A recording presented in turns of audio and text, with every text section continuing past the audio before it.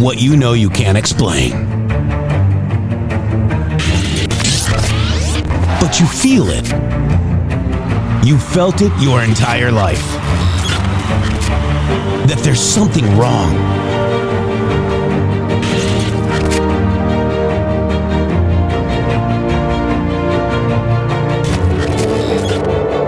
You don't know what it is, but it's there. Like a splinter in your mind, driving you mad. Experience the awakening.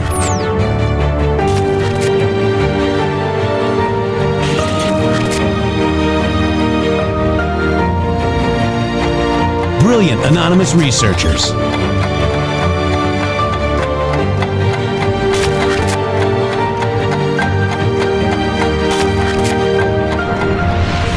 Patriots, join us in the Patriot Army. Trust the plan, pain coming. Boom, boom, boom. Let's go. RedStateTalkRadio.com, Brighteon.tv, Rumble.com/MG Show.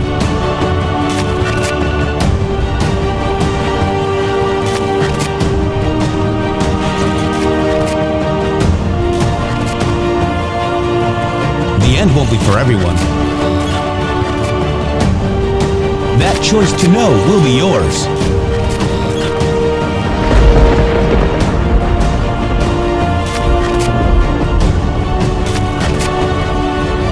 Where we go one, we go all. Fight, fight, fight, and fight we will. We fight every day right here on the MG Show.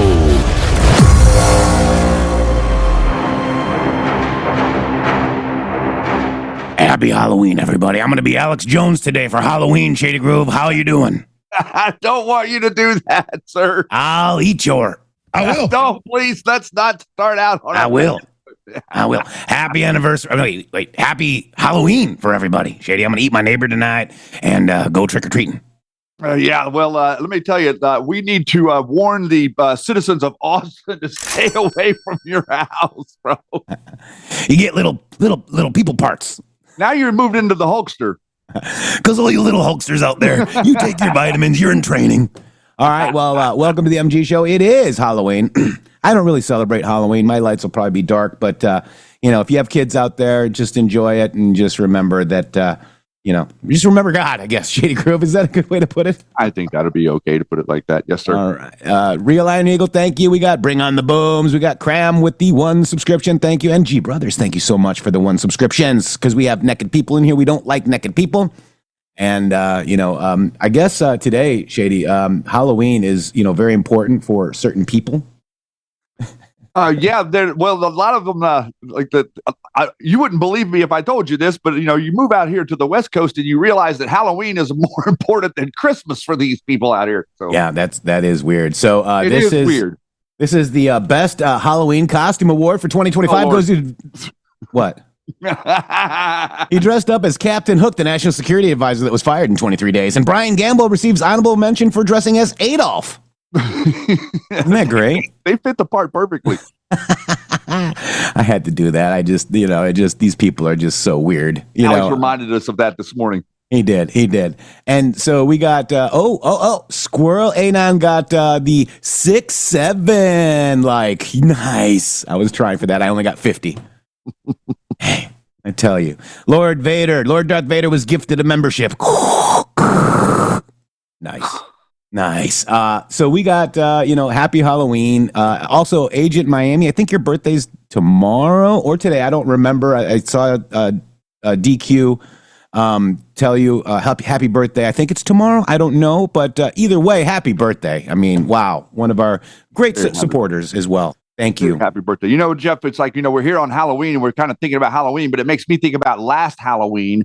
And last Halloween, I was like on the edge of my seat thinking, let's hope that the country does the right thing so that next Halloween things are going to be better. And here we are a year later, almost a year since the most historic election in American history. too big to rig is the way it's going to go down in history, because they tried everything they could. They pulled out all the stops that still could not overtop Donald Trump from getting the popular vote, winning all 7 swing states, and winning the Electoral College by landslide. So here we are a year later, and look at the dynamic that we are here in already. All of these people a year ago were acting like they were pro-Trump, acting like they were MAGA, MAGA, MAGA to the hills.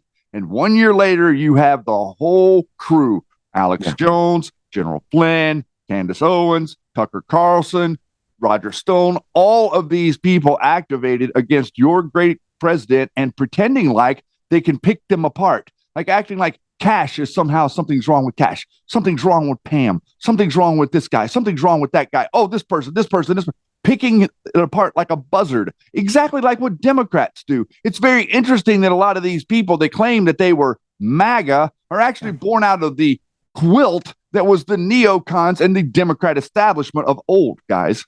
Yeah, it's you're seeing the death of the D Party, and we got to get rid of the old guard too, because these people are, they're just full of crap. I like it.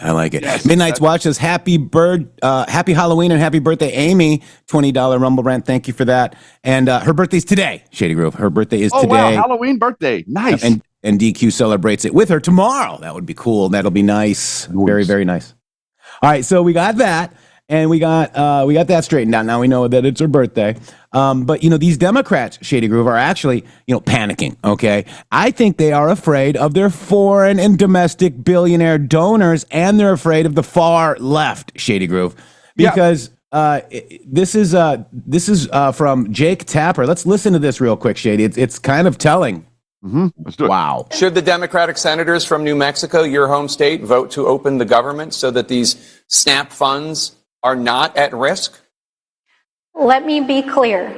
The administration is choosing to starve American children with money that they already have appropriated. I'm not applauding their tactics. By the White House. Well, this is a choice by the White House. This is also, Congresswoman, this is also a choice by Senate Democrats to not vote to open the government. Yes, it is. I understand why they're doing it. They're doing it because they want Medicaid funds restored. They're doing it because they want Obamacare premiums to be extended past the end of the year. I understand the reasoning. Sir, let me just be clear. The money for contingency plans is sitting there. That is why the states are suing. The White House is withholding funds from 2 to 3 children weeks worth of SNAP funds. Food. Yeah. Yeah, well, it may not be a big deal to you, but let me it is a big deal to me. For the grandparents, for grandparents it is a big deal that to me. Literally are feeding their children. My point is that it's a short-term solution. In those accounts. It's a short-term.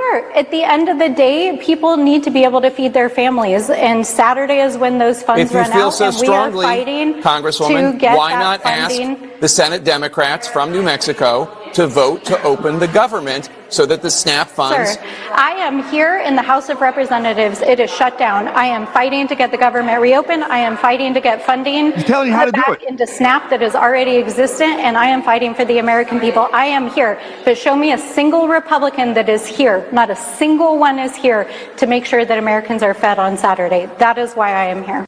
Because it's the Senate that needs to do it. Okay. Yeah. But he's explaining to you, Congresswoman Melanie Stansbury from New Mexico. he's explaining to you that you're from New Mexico, and you can go and you can talk to your Senate representatives from New Mexico. We only need 5. So you go get your 2, lady, and then we only need 3 more. That's what Tapper's trying to say to her. Isn't it interesting that you're seeing some pushback from that numbnut? Yeah. So, so basically he said this is a choice by the Senate Democrats to not vote to open the government. And that Stansbury says, no, it's not. And Tapper says, yes, it is. It is. It absolutely is. Stop holding. So, these SNAP benefits, Shady, and you actually have a nice poll that's on X. And I actually agree with it, because a lot of these SNAP benefits are being used for the wrong reasons and to the wrong people. Okay. People that don't live here, who are actually illegal citizens. I, as an American citizen, would love to just pay for American citizens that need the help. Okay. So this is the question. Everyone who loses their SNAP benefits due to the shutdown should be required to reapply for them when they come back, and the whole system needs to be purged for fraud. Then everyone enrolled verified to be an American, okay? We need everybody to be verified as an American. I actually said yes. There's 1.4% though, Shady, that says that's cruel. Isn't that interesting though? Isn't it interesting how popular that idea is just among those couple hundred people? Because that is what you intended. Every single one of us has a big heart, and every single one of us wants to help people that are in need. We all do. But whenever I live in Oregon, guys, and you would not believe me if I tell you what's happening here. Every single human being that I see here that's receiving SNAP benefits, their 2 legs work, their arms work, they've got a brain, they can function. There's no reason in hell that these people can't be going to work.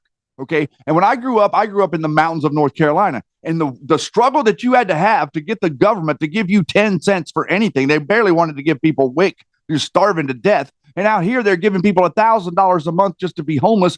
That's not the SNAP benefits. They're giving you $800 a month to be homeless plus your food. All of these people out here with these cannabis grows and things like that, all of the people that work for them are on SNAP benefits. Not a single one of these people deserve to be on SNAP. If you're 22 years old and you don't have a house and you're traveling around the country in your car and you can move around fine, there is no reason the government should be giving you money for food. Okay. And so there is a dilemma and a complete disconnect in all of this, Jeff, and you were saying a second ago about their billionaires, the hard spot. They're in a between what my granddad would say, you're between a rock and a hard place, because the billionaire donors are on the over here, the nutty left are the people that have the money. But the Democrats, the reason they're in a hard spot is because their constituents are over here saying, what the hell are you doing? And so this is the way we're crushing them. So if you can't see that this is what Donald Trump is doing, you're too far gone for help. You're probably nose deep in the Epstein files still. It's not going away. It's not going to go away. Yeah. By the way, too, it was really nice. Erica Kirk was interviewed by Jesse. And, that was really nice. And, there's everybody. I saw these weird things like, oh, did you see? She called her husband. What? And then she hugged JD Vance and ran her fingers through her hair. I mean, don't people understand what compassion is? JD Vance has shown compassion for a man that was murdered, and for a family that lost their father and their husband. Okay. And I see these stupid things, man. And these are people that used to be in the quote unquote Q movement, Shady, saying these stupid ass things. My God, people just need to stop, man. When I see these things, it just really infuriates me because Charlie Kirk was murdered, guys. Well, you know what they're doing, Jeff? They're trying to get his murderer freed. They're trying to create enough suspicion and enough reasonable doubt to where he doesn't get the death penalty. That's what they're trying to do. Or they're trying to somehow mess up the case. This whole story is going around yesterday, straight off the Alex Jones stupid press, New York Times story trying to say that Kash Patel has deleted or stopped anybody looking into foreign influence into the Charlie Kirk murder, acting like it was foreign intelligence that were puppeting Tyler Robinson, and that there's absolutely no way that Tyler Robinson could have pulled this off, guys.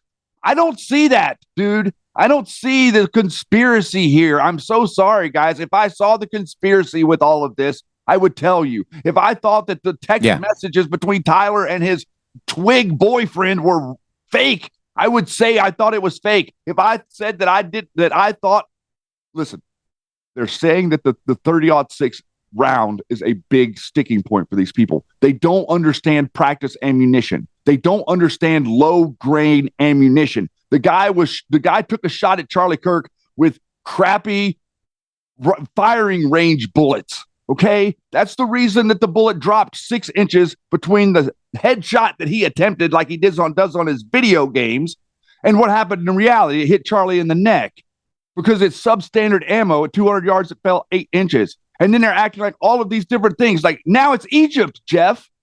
It's Egypt that landed in Provo, Utah. So for the first month and a half, it was Israel that had to do it. Now it's Egypt. They are just literally waking up today and typing into Chat GPT, what kind of absolute horse shit can I pump into the internet today? And then they regurgitate it. I mean, that's what's happening, and that gets clicks. I just want to sure does. And us talking to it, like me typing to these people that are saying it, gets no traction. So look at this. Look at this. Aside. Haters gonna hate. They're sleeping together. What the hell are you talking about? Is that a real post? Yeah. Oh my God. Yeah, and this post has 8.3 million views. Oh my God. Oh my God. My God, guys. Well, they really are. Princess really are. Kim K. That's interesting, that name, huh? All right. Actually. Yeah. So, this is the kind of stuff that's sick. Thank you, DQ, for putting that in there. It's just another thing that, these people are just so ridiculous, Shady. And I can't believe that. And again, this show stands apart from any of that bullshit. Okay. And I can't tell you, dare to be different, guys. I dare you to actually try to open up your eyes, look in the mirror and say, Charlie Kirk, Erica Kirk and J.D. Vance are sleeping together. Do you believe yourself? Come on. They're two Christian loving people that are showing compassion for one another. Well, there's also the aspect of this where, we had JD come out to the microphone and take those questions that he did 2 days ago. And now and everybody amped up the Palantir stuff. And then I'm like trying to talk to these people. I'm like, listen, he literally just addressed this yesterday. I'm so concerned about JD. Your concern about JD and Palantir don't mean anything if you haven't done 3 seconds worth of research to see what the guy said about it. But none of the people in the networks displayed that JD had addressed the Palantir. They're just doubling down on JD is associated with Palantir. And even if they did address it, they would say that he's lying. Of course. Tell you he's lying. Yeah. When you're, JD did work for, what's the guy's name again? JD? Thiel. Yeah, Peter Thiel. But he worked at a financial part of it. He didn't have anything to do with Palantir except maybe funding because of the that's what they do. That's what these funds do. They invest, man. And I just can't, man. Well, it's a stark. What we're doing here is we are doing something different than any other broadcast in the country, and we've separated ourselves. And we're going to continue to say it. We're able to separate. Thank God we separated ourselves before we got to this point, because it would be almost impossible to separate ourselves right now. So we've separated ourselves from these people, and we would appreciate it if all of you would share what you get out of this broadcast with others, because now it's different. Now everybody's head is full of gobbledygook. You're full of Epstein. Charlie Kirk was this, and Israel is this, and Bibi Netanyahu is this, and Israel is Bibi Netanyahu, and Mossad. They never say Mossad. They always say Israel or Bibi. They never say Mossad. And then if they do, they say that Mossad is controlling controlling the CIA. This is the biggest one. Mossad is controlling the CIA. Oh my goodness, is that a lump of poop? So in hour 2, we're going to go over the JFK assassination files and the origins of the drug trade. That's what we did this last week, but we're going to kind of maybe back up a little bit to see what you're missing in Rumble Premium. You guys got to sign up for Rumble Premium and see the shows that we do, because the epiphanies that we're having in this book are just incredible, meaning that, knowing what we know now, it's so incredible. It's all there. The Pandora's box, right there. Yeti will put it up there over Shady's head. Go ahead. What is it called? Pandora's box, the ultimate unseen hidden hand of the unseen hand behind the New World Order, right there by Alex Christopher. She is an amazing author and got some amazing stuff there. Why don't you put it over Shady's head? I'm squishing your head. Clash, clash, clash, clash. I think go ahead. There it is. No, that's not how we did it. Oh my gosh. All right. So let's go ahead and look at what this show is about right now. It's about the billions and trillions of dollars that President Trump, and a crown, that President Trump brought home, Shady Group. It's so amazing. And Jesse has been doing a great job covering Donald J. Trump and his trips on the show. So we're going to go to Jesse, Shady Group. Let's hear what he has to say. He does a good job, guys. I'm just saying. Trick or treat. Trump spent a week in Asia negotiating with the world, flew back on a red eye, and still had enough gas to hand out candy. If this were Joe, he'd be sleeping until Thanksgiving. But there's no sleeping at this White House. You can't even get a bit of shut-eye on Air Force One. When you go on one of these 23-hour international trips with Donald Trump, if you're lucky, he'll sleep 2 hours. If you're unlucky, he'll be roaming around Air Force One, busting your chops because you've fallen asleep. And like, oh, he's low energy. Look, he's already asleep and he's, been on the plane for 18 hours. He wakes up the journalists for midnight gaggles. He wakes up the journalists for midnight gaggles. No one was sleeping on this trip back home. If the president didn't wake you up, the turbulence did. These are rough winds in Asia. I must tell you, this is a rough flight. We could have waited an hour, maybe. This is a little tough. These are tough conditions for interviews. They're going to be watching Trump. They're going to say, he didn't look too good. He's got the shakes. I don't have the shakes, but people are going to think I do. The flight was bumpy, but the sit-down with Xi, smooth sailing. Overall, I guess on the scale from 0 to 10, with 10 being the best, I would say the meeting was a 12. Trump had the upper hand from the start. He made sure to win the body language battle at the first handshake. And we're going to have a very successful meeting, I have no doubt. But he's a very tough negotiator. That's not good. Trump never took his eyes off this chat-com. During the meeting, Xi kept looking down at his papers. 47, staring him straight in the eyes. Xi knows who deserves a prize. Mr. President, you care a lot about world peace. And you're very enthusiastic about settling various regional hotspot issues. China is calling Trump the peace president. But don't take it for granted. Just because 47 wants peace doesn't mean he's not prepared for war. Trump's making sure we're in tip-top shape. He's ordering the Department of War to start testing America's nuclear weapons for the first time in 30 years. And we're also helping South Korea build a nuclear-powered submarine. And we're doing it in the Philly shipyards. If China behaves, there's nothing to worry about. Trump would rather strike deals than targets. And he's leaving Asia with a China deal. I put a 20% tariff on China because of the fentanyl coming in, which is a big tariff. And based on his statements today, I reduced it by 10%. So it's 10% instead of 20%, effective immediately. I believe he's going to work very hard to stop the death that's coming in. China has been promising to help us curb fentanyl for years, so we'll believe it when we see it. Trump told them, do the right thing, and if they know what's good for them, they will. Less fentanyl, more soybeans. The Chinese have agreed to buy 12 million metric tons of soybeans during this season, and then for the next 3 years, they're going to be buying a minimum of 25 million metric tons per annum. American farmers are thrilled. So are the taxpayers. No bailout. And it wasn't just soy. Xi wants a taste of American energy. Trump says the Chinese agreed to start buying oil and gas from Alaska. And the more China buys oil from us, the less they buy from Putin. China's also opening up their rare earths market to us. And in exchange, we're suspending tariffs on port fees. And overall tariffs on China will now be about 50%. This isn't meant to be a comprehensive deal. Trump's basically lowering the temperature. China's tough, and Trump is taking his time. It's why the president's going to China next year and inviting Xi to Mar-a-Lago. We're maintaining supremacy over the Chinese. So far, we still have the upper hand. Chuck Schumer, who can't cut a deal for his life, says Trump got rolled. Don't believe this BS. Trump folded on China. Folded? He's taming China, and we gave up nothing. Hakeem's a little jealous that Trump's giving other people attention.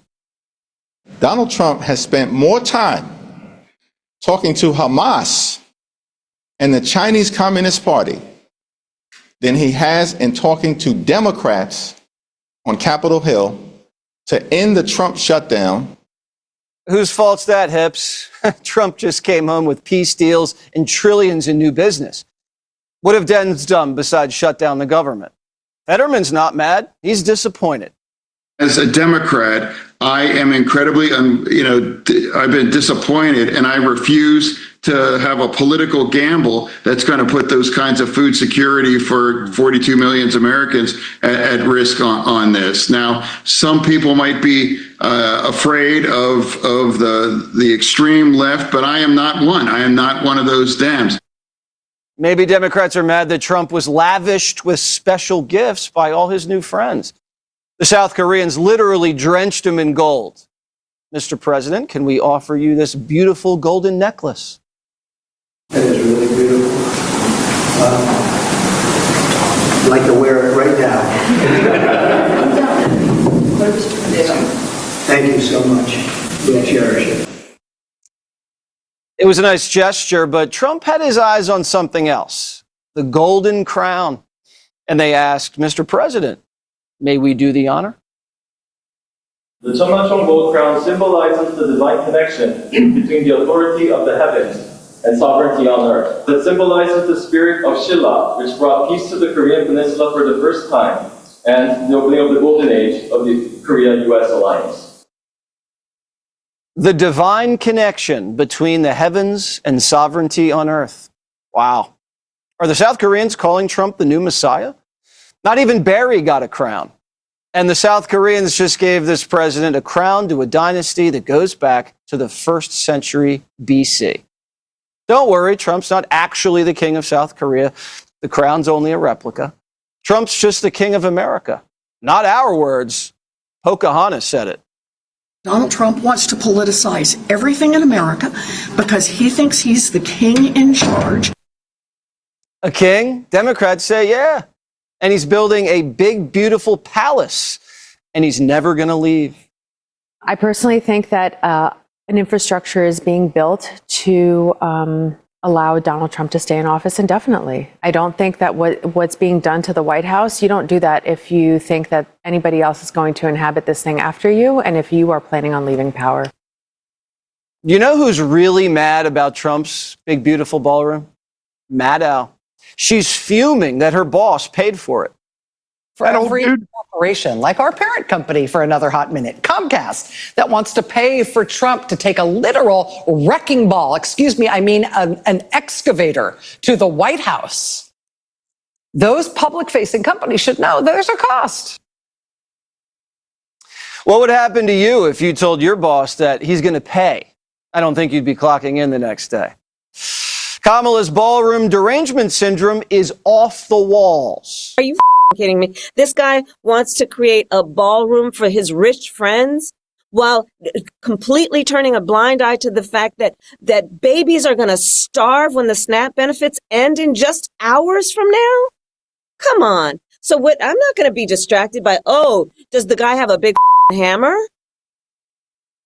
What about those babies? Newsom says he's demolishing it if he becomes president. The changes at the White House, the demolition of the East Wing, all the gold in the Oval Office, is all this going to, first of all, this is like a metaphor for how the stuff he is doing now. The wrecking ball presidency. Is going to outlast him. Well, is the next Democratic president going to get rid of all that stuff? I think they will. I hope they will. God forbid they don't. Democrats just don't like nice things. All they want to do is throw the king in a gulag. He will, be in violation of the Constitution, and he should be arrested if he attempts to do that. You think he should be arrested if he attempts to have a third term in any way? He's a violation of the Constitution of the United States, and he should be arrested. Would he, though? Even CNN is saying there may be a chance. The 22nd Amendment says no person shall be elected to president more than twice. But there's arguably a difference between elected and be the president or serve as president. So that gives rise to this theory. Maybe he'll run as the vice president and then the president will resign. Well, someone needs to tell Trump because he still thinks he can. I would say that if you read it, it's pretty clear. I'm not allowed to run. It's too bad. Now, if Trump keeps this hot streak going, maybe he should run again. Every day he's king, it's more moolah in our pockets. Trump just came home with trillions of dollars in minerals, investments, and open markets, plus stronger military alliances against China and a more self-reliant America. No wonder 47's smiling. We should smile because we had a great time. But I've been doing this for 5 days, so it's always a little bit tougher. Is everybody happy? I'm happy. You having a good time? I'm happy. You happy? I'm happy. I'm happy. Man, I mean, you know, I I can't say enough about the direction that the country is going. You know, you want to say like we've lived our whole lives and we felt like the country was off the rail and the people that were in charge really didn't see, hear, or care about anything that you said. And now you're literally seeing the example in front of you where the Democrats are bowing down to the crazy people that send in all of this foreign cash, and they're not giving a wink of reverence to the constituents that paid their money to get them into office. You know, they say that the Democrats are a grassroots organization raising all of their money from small time donors. Yeah. Well, if that was the case, then why are you not answering to the people that funded you? Because it's not the case, because that's not who funds them. They are literally bowing down to who it is that funds them right in front of everybody. Nobody that pays attention, gets up every day and goes to work and understands how to work and manages their checkbook and their job and their family. None of these people are looking at this and are confused about what's happening. They understand that there are 5 people that aren't voting in the Senate to clear the CR that was the big, beautiful bill that they all agreed to a couple of months ago. People that care see that. Even Democrats are seeing it. You know, and President Trump made a post, in speaking of Democrats, about Mandami. Like every you know, the more people get to know him, the worse his polls go. Like he's dropping, guys. Big time. Yeah. You know, it's very interesting. So there was something that was fairly interesting that I saw today. Let's just go ahead and play this about Mandami and the Democrat Socialists of America. Now, you got to remember the Communist Party, the Democrat Socialists of America funded No Kings as well, guys. But let's watch a little bit of this. This is actually very interesting, New York. It's no secret that the Democratic Socialists of America hate the Democratic Party. I think we're all on the same page that we hate the Democratic Party. The Democratic Party is not really our friend. It isn't. So why are the DSA such major players in the Democratic Party? This odd relationship can be understood with the cuckoo analogy. In nature, the cuckoo survives by trickery. It lays its egg in another bird's nest. The unsuspecting parents raise the imposter as their own until the cuckoo grows strong enough to push the true chicks out. The DSA is the cuckoo inside the Democratic Party. DSA is not the Democratic Party. We must separate ourselves from the toxic Democratic Party. We can put forward a clear, aggressive, principled strategy that pushes back against the Democratic leadership and the Democratic Party as a whole. DSA candidates run as Democrats in safe blue districts. They slip through low turnout primaries. And once inside, they use the Democratic label as camouflage while advancing an extremist anti-American agenda far beyond the party's mainstream. I don't agree with the Democratic Party, but it's a great tool. The Democratic is a tool that we use. Once in office, DSA candidates take orders from DSA's internal enforcers and working groups. City halls and state houses start running as socialist machines controlled by the organization, not the Democratic Party and certainly not voters. They have to have a connection with DSA's internal politics, and they have to be committed to the eventual goal of building a separate entity from the Democrats. DSA are revolutionaries, and the Democrats are their first victims. And in city after city, DSA victories prove their plan works. I think that the model that we used in New York is 100% replicatable. And just like the cuckoo, once the DSA grows strong, it pushes the true Democrats out, hollowing the party from within. Building towards political independence and tearing apart the Democratic Party. The DSA is not here to strengthen the Democratic Party. It is here to consume it. We're not here to make the Democrats a little bit better. We're here to actually enact socialism. And socialism is not just better capitalism. It's overthrowing the entire capitalist state. It's our duty, DSA, to cultivate this power. The cuckoo is in the nest, and New York City is poised to elect not a Democrat, but Zohran Mamdani, an extremist within the DSA. We understand that winning an election is not an end. It is a means to an end. the most important thing that we can do is take that empire down from within. Ultimately, to overthrow our own empire. We need a movement that can drive a stake through the heart of the empire. We need to orient ourselves towards insurrection.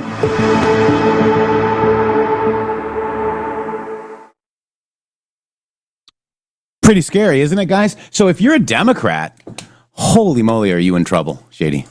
Well, I think that this is part of the reason that we're currently weakening the Democrat Party, and that a lot of people are, the youth. Just think about what you saw there at Ole Miss. Half of the university wanted to be at the Charlie Kirk event. The young people are not going to be buying into the Democrat Party, and they are dependent on young people. Communism has always been dependent on the youth, and so if we can deter the youth, one generation, all we really need to do is deter the youth for one generation away from communism, and it will die in America. Yeah. But they've been regurgitating it since the counterculture, and nobody can get away from it. It became, climate change. It became gay marriage. It became transgender. Like all these different things that happened over the last 30 years are all about inserting communism and deteriorating your rights to protect yourself and your property. That's right. The Democratic Socialist Party of America, they are not just another political group. They openly support terror, call America the empire, and want it destroyed. And now they're testing the waters with Zoran Mandami in New York before launching 1,000 Mandamis nationwide, guys. That's why Trump is not saying that he's a socialist. He's saying he's a communist. These people are communists. They are pretending to be Democrat socialists, whatever that means. Bernie Sanders is really a communist too, by the way. So is AOC and Rashida Tlaib and all of these people that you see screaming with their hair on fire about Gaza. Well, interestingly enough, they're all communists. Yeah. And let's see if I can find this post because it's really good. All right. Let's see. Oh, was it sexism? All the isms, Shady, right? There's a lot of isms. Yeah. Isms. Every other ism. Nazism, communism, sexism, racism, every other ism, guys. Crazy. All right. So that's New York, man. I'm telling you, start realizing what's happening to you and Democrats all across the nation. Whew, you're done. You're going to be done if you get this guy elected, JD. I don't really understand what's going to happen if they do elect him. Because now Hochul was on some radio show this morning, and she was basically saying that whatever Mandami is talking about, all these things, we're not going to be raising any. No taxes are going to be raised on anybody. This guy's acting like he's going to hand out all this stuff for free, and she's saying that there's no taxes are going to be raised on anyone. So they're already this ridiculous disagreement that nobody will even stand up and point to and ask. Nobody immediately will ask these people real questions either, by the way. Have you seen the way the media treats this Mandami guy? And I mean, even the Fox News people, the way that they talk about him incessantly, they're constantly platforming him in the way that they kind of like put him in front of everybody. Yeah. Nacknet says, don't forget they advocate for eliminating the age of consent. Yeah. Remember Ruth Bader Ginsburg and her book talking about that as well. It's all part of it, guys. And they've been slowly dripping it in to, the masses, Shady. And well, yeah. And this is part of what, part of our movement that we built this on is having eliminated Roe versus Wade now. This has weakened their position tremendously. Because, the idea that Roe versus Wade was, they were framing it as like you had some sort of constitutional right to get an abortion and the states didn't. They were basically trying to say that abortion rights is like equal to the federal government being able to say that the federal government has more say than the state. Like what Donald Trump is doing right now with the National Guard. They were trying to do that with abortion. Crazy. It's a little crazy, man. So Donald Trump posted last night a pretty lengthy post, and we're going to go over it right now, Shady Groove. This is Donald J. Trump last night on Truth Social. Let's see what time it was. 10:36 p.m. Okay.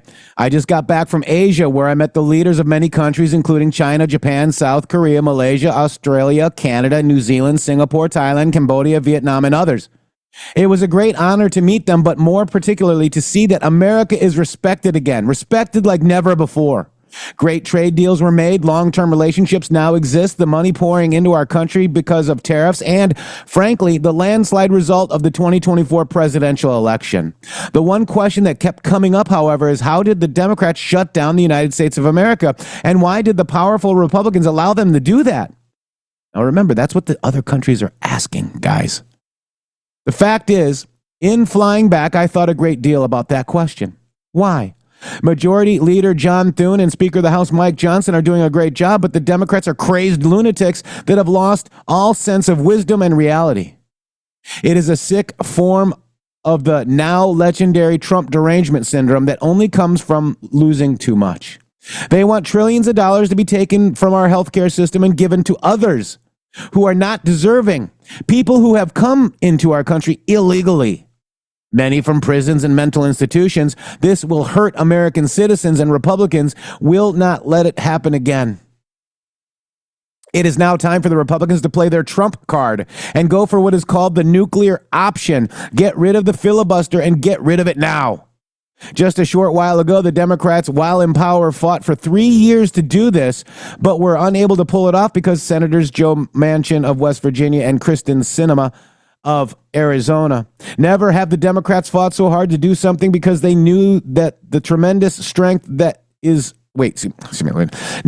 Never have the Democrats fought so hard to do something because they knew the tremendous strength that terminating the filibuster would give them.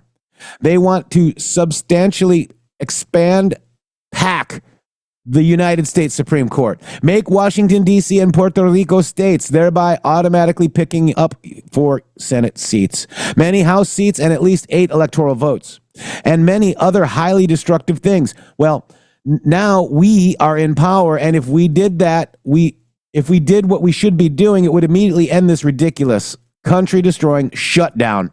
If the Democrats ever came back into power, which would be made easier for them if the Republicans are not using the great strength and policies made available to us by ending the filibuster, the Democrats will exercise their rights, and it will be done in the first day they take office, regardless of whether or not we do it. In addition to all of the other things we would get, such as the best judges, the best U.S. attorneys, the best of everything. This was a concept from years ago of then President Barack Hussein Obama and former Majority Leader Harry Reid in order to take advantage of the Republicans. Now, I want to do it in order to take advantage of the Democrats. All right, so then he continues, because of the fact that the Democrats have gone stone cold crazy. The choice is clear.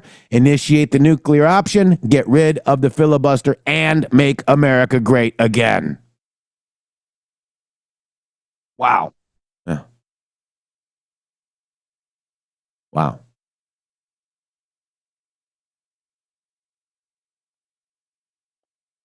Pretty big statement there. It's a huge statement. Let it sink in. Mm-hmm. Yeah. I tell you, in the 70s is when it came about, the filibuster. There's actually 2 types of filibusters. There's the, because you need 60 votes, guys, and there's the silent or the stealth filibuster as well.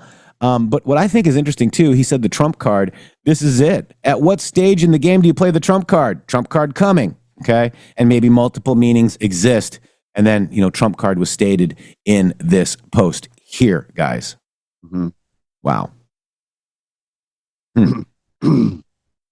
Very, very interesting. I think that it's very interesting. I'm going to say that I'm kind of sitting on the fence on this, and I've dug into it a little bit overnight and this morning, trying to figure out, okay, where do I fall on this specifically? Because I have been very pro filibuster pretty much my entire life, and I am pro filibuster because of the idea of the way that the founders organized the Constitution and the country was so that one side or the other couldn't take over and completely destroy the political party that they opposed.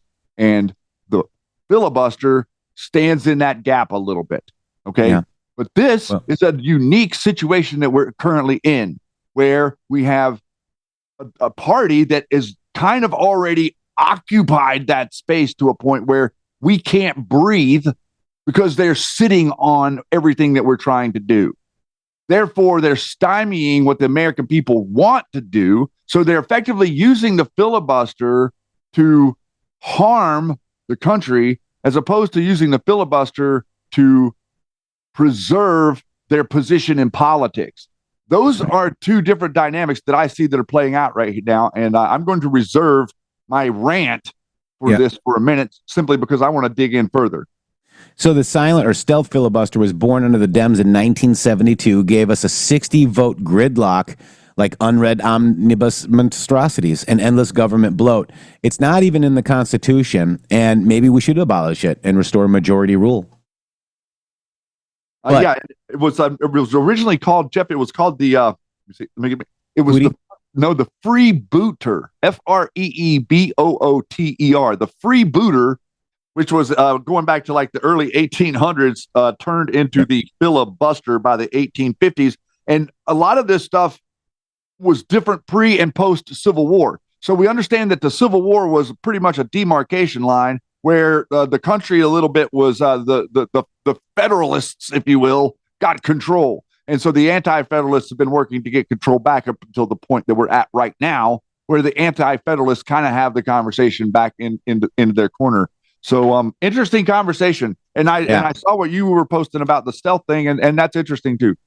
So it is interesting because 56 to 4. Okay, so let me just go over it real quick because it is interesting, right? And you know, this is the pesky Q proof. Could it be? I don't know. I asked it as a question. Stealth. Shadow players are the deadliest. Stealth. And this is the silent or stealth filibuster born under the 1972, right? Gave us the 60-vote gridlock right there. The world is watching. The world is witnessing the true identity of the Democrat Party. War. Use a stealth bomber. So there's the picture of, you know, the actual, you know, words. Still, but this is ending the stealth filibuster. It's a recipe for gridlock if Senate minority controls which bills can be taken up. Conservatives are angry, and whether they know it or not, the abuse of the filibuster is a big reason. Republicans hold a 54 to 46 majority, and this is 2016.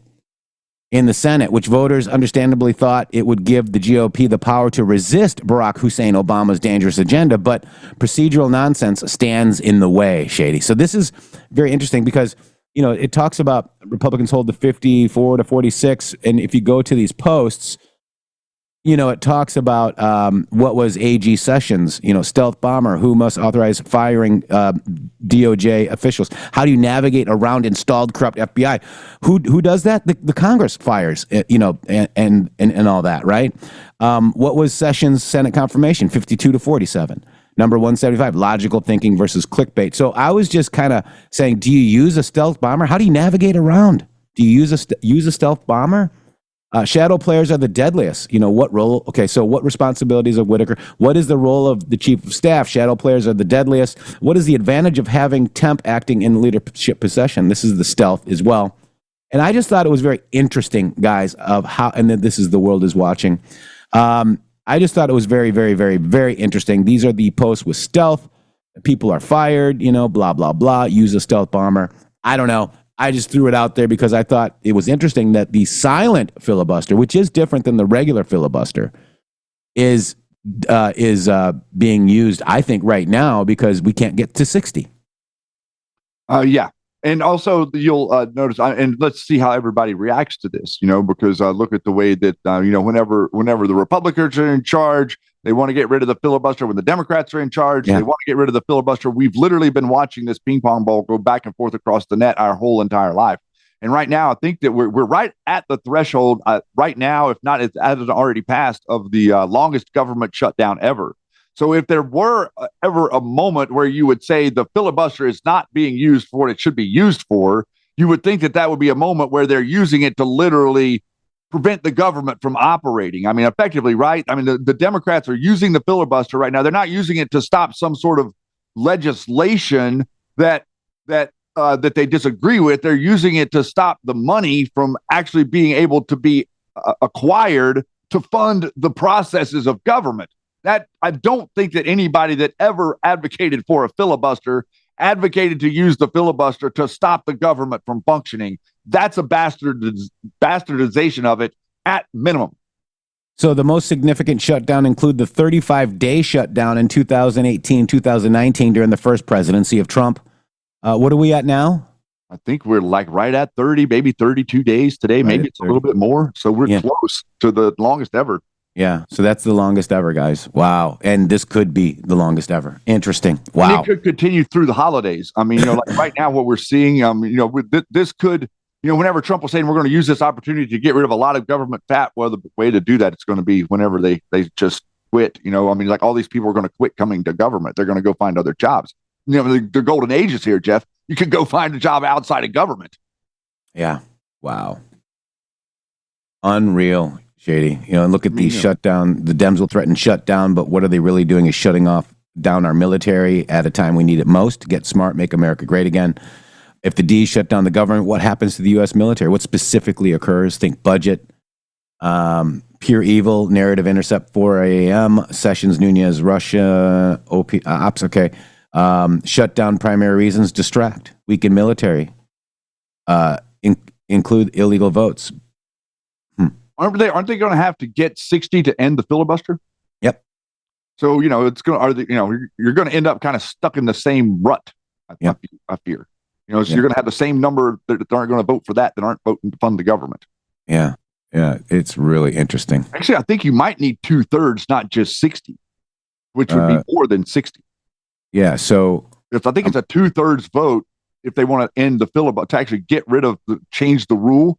It would be a 2/3 vote, which would be 100, would be 66, 65 that you would need. I'm just thinking out loud. I'm not 100% sure of any of this. It's just kind of like going through it. Takes 60 votes it takes 60 votes to end a filibuster in the Senate. Right. So that's known as invoking cloture. The 60 vote threshold applies to most legislation, which is why it's often said that 60 votes are needed to pass a bill. An exception for this in certain nominations, such as those for the executive branch positions and federal judgeships, which can be approved by a simple majority. So effectively, they would just vote to fund government before they would vote to end the filibuster. Yeah. You know what I'm saying? So it's kind of like they want their snap. They're holding us hostage, really. We're getting ready to be holding them hostage in about 2 days. So come Monday, we're going to be holding them hostage because everybody's going to be out of food in about a minute. Wow. And you're talking about 42 million people. And let me tell you right now, out of 42 million people that are on SNAP benefits, I'm going to bet that there's roughly 10 million that deserve it. Yeah. Yeah. And there's roughly 32 million that don't. Yeah. Yeah, we got that. Let me see. Simply because of statistics and the way that we understand, the idea of the way that we built the social net to begin with, was because we were trying to catch. There was a 10% of the population that were almost they always, no matter what era or civilization you're in, there's 10% of the population that cannot function and that always need help from government. It does not matter where you are, and it doesn't matter when you are. There's 10% of morons in every society. So our idea is to help the 10% not be homeless and completely flailing around. So we have to look at them. That's the idea. And now you're saying 42 million. That's almost 14%. Yeah. Storm Rider, 10 subscriptions. Thank you so much for that. Real quick, let me just do one of these. We got an ad here, Shady Groove. We got one today. Yep. Did you know that 75% of the Nobel Prize winning ivermectin that helped save millions during the pandemic is primarily made in Asia? But not the wellness companies introducing American-made ivermectin, safe, trusted, and produced right here in the U.S. For more than 30 years, ivermectin has shown to be a proven ability to eliminate parasites, and new research also points to potential benefits for skin, immune, and cancer support. Most pharmacies charge $5 a tablet, but the wellness company is offering a higher 18 milligram dose just for $3.33 each. You'll get a 6-month supply designed for 4 21-day cycles, all of the at an unbeatable price. Get your U.S.-made ivermectin today by scanning the QR code or head over to twc.health/rumble and use code RUMBLE to save $30 off plus free shipping. Nice. Yeah. Yep. All right. So let's see. We love ivermectin. I mean, we knew it was Nobel Peace Prize winning. We helped people, during the the COVID crap with ivermectin and zinc. You need to get your zinc with that, and maybe some D3 and vitamin C. I'm not a doctor. I just play one on Rumble. Yeah, I play one too, and I'm having great success recommending different uses for ivermectin for a number of things, including some extremely serious illnesses that are getting turned around by HCQ and ivermectin and Fenben. It's crazy what's happening out there in the world of alt medicine. Yeah, it is. And, RFK is doing a great job, Shady. He is doing a great job. I commend him completely, man. I did my 180 on him and my apology to him. And that's one of the, Well, no, I mean, Trump was doing the same thing. We followed Donald J. Trump, right? Understood. Yep. And we dug in on him but hey, here we go. This is how you, I guess, mend fences, Shady, right? And it's also how you adjust. So RFK adjusted his perception. He adjusted his perception on what he thought climate change was. And that literally brought him back to the middle to recognize that it was an operation, not a real thing. That's right. Apparently, the U.S. plans to bomb Venezuela as Trump warhawks brands Maduro and Al-Qaeda of the West, Shady. Can't wait. Ooh, that'll be interesting, won't it? Oh, yeah. I mean, he's already told us he was going to do it. He's like, we're going to be going in on the ground. And we have every right to do it because the country is currently being occupied by an opposing force that did not actually get elected. So the people of Venezuela do not like Maduro. I want everybody to understand that because Maduro is out there and CNN is out there trying to tell everybody that Maduro is this hero of the people. He is not. He is hated by the people of Venezuela. They elected this other person that they'd much rather run their country. Yeah. Interesting. I can't remember who that was at this point. I don't know either. Wow. All right. So it's 1 o'clock. We'll be right back after these beautiful boom messages. No premium today. Keep staying here. Let's go. We'll be right back.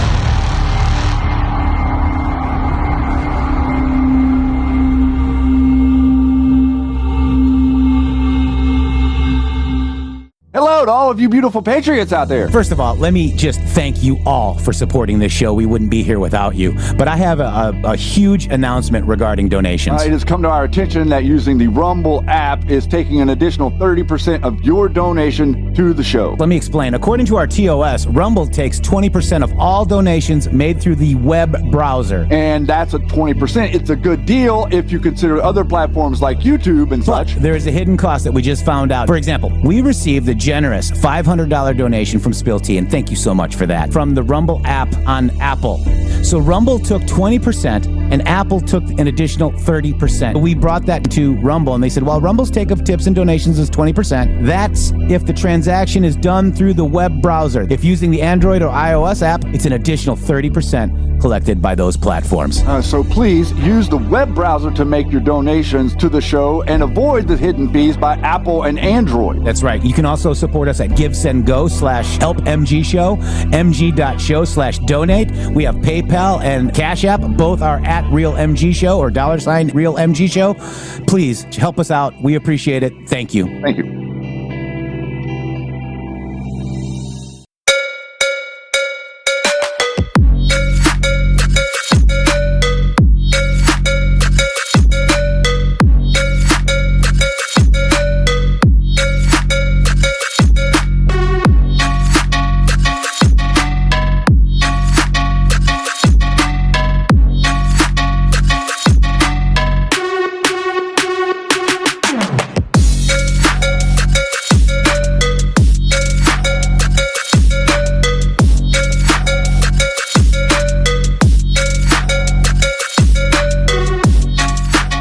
I'm excited to announce that we're having our biggest 3-in-1 sale ever with a limited edition product, a back in stock special, and a closeout deal you won't find anywhere else. So go to mypillow.com or call the number on your screen. Use your promo code to get our MyPillow bed sheets only $29.88. Any color, any style, any size, even kings, regular $119.98, only $29.88. Once they're gone for good. How about our My Towels? They're finally back in stock, but not for long. Get a 6-piece My Towel set, regular $69.98, now only $39.98. And for the first time and the only time ever, get our limited edition premium My Pillows. They're made with Giza cotton and designer gusset. Queen $17.98, Kings only $19.98. So go to mypillow.com or call the number on your screen. Use your promo code to get the best offers ever. Quantities are extremely limited, so order now. Go to mypillow.com or call 800-873-0478 and use promo code MGSHOW. Use your promo code for the best offers ever. Quantities are extremely limited, so order now.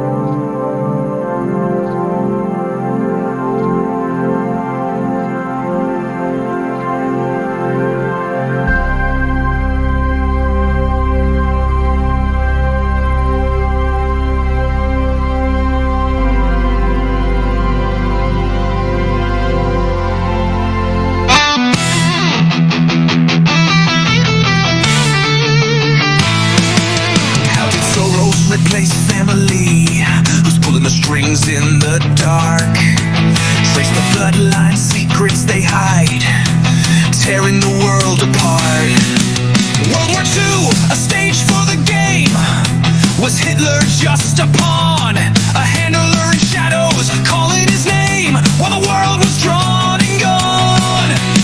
What was the purpose, the real one unseen, behind the smoke and the fire? Soros was young, but the wheels kept turning, building a global empire. Since the fall of the Reich, the players remain. Merkel rises, who is she? Follow her bloodline, dig through the pain. Truth's buried in history. Bloodlines and shadows controlling the game. Titanic sank, but who's to blame? The Fed pulls strings, the narrative's tight. The truth's too heavy, it burns in the night. Sheep follow blindly, the story's a lie. Unravel the secrets before we all die. Titanic went down 1912. Why is it still relevant now? Who died on that ship? Who made the list? Who escaped? And how?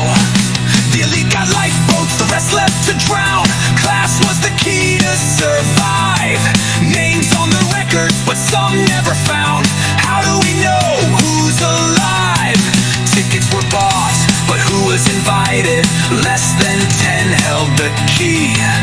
The Fed was born, a beast in the night, controlling the world's money. Who runs the Fed? Who signed its birth? Shadows behind the throne. Hollywood spins, Titanic is love, but the truth cuts to the bone. Bloodlines and shadows controlling the game.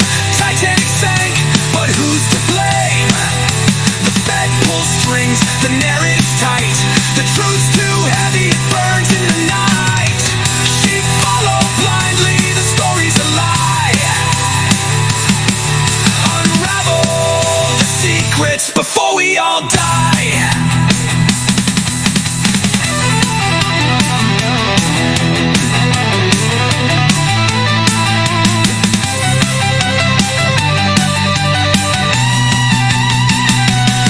Hindenburg burned, a fiery psyop who died in the flames that night.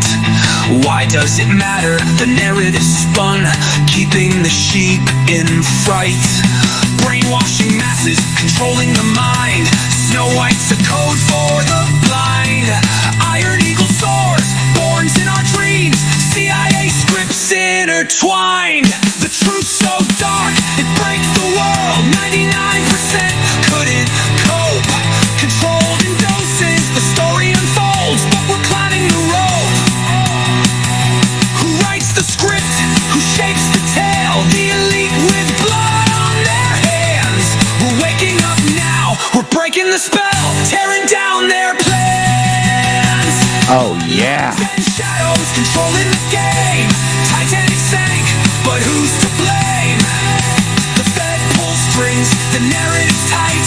The truth's too heavy, it burns in the night. Sheep follow blindly, the story's a lie. Unravel the secrets before we all die. Throws my eye, Oh my gosh. MG Show music is kicking it, Shady Grove. Welcome back to hour number 2, everybody. Everybody.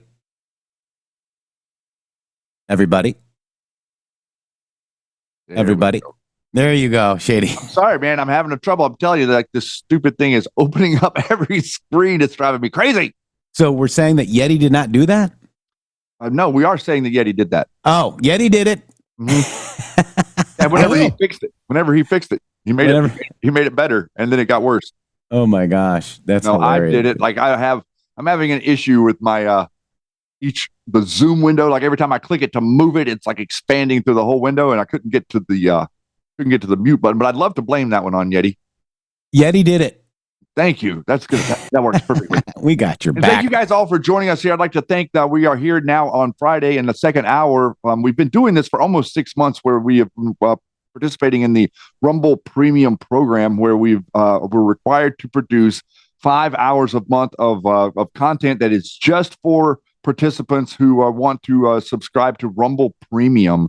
We were one of the very few select people that Rumble chose to work on this with them. And so we're thankful for Rumble, and we're also thankful for you for because the numbers are going up, and their numbers are, and the feedback has been amazing. Yeah.